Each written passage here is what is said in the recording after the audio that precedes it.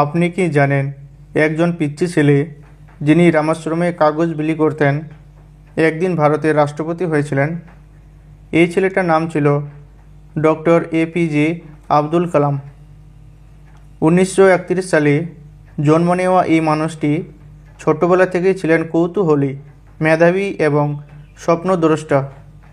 তার বাবার সামান্য আয়, কিন্তু তার ছিল অসম্ভবকে সম্ভব করার সাহস।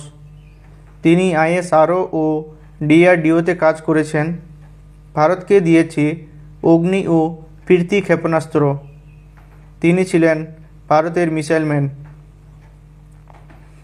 2002 সালে হলেন ভারতের 11তম রাষ্ট্রপতি। সবাই বলতো তিনি ছিলেন জনতার রাষ্ট্রপতি। তার লেখা বই wings of fire lakh lakh তরুণকে স্বপ্ন দেখতে শিখিয়েছে। আর কালামের সেই বিখ্যাত কথা, স্বপ্ন সেটা নয় যা তুমি ঘুমিয়ে ঘুমিয়ে দেখো, স্বপ্ন সেটা যা তোমায় ঘুমোতে দেয় না। 2015 সালে ছাত্রদের উদ্দেশ্যে বক্তৃতা দিতে গিয়ে মঞ্চে তার মৃত্যু হয়। তিনি যেন জীবনের শেষ দিন পর্যন্ত শেখাতেই ছিলেন ব্যস্ত। এরকম মানুষ ইতিহাসে একবারই জন্মায়।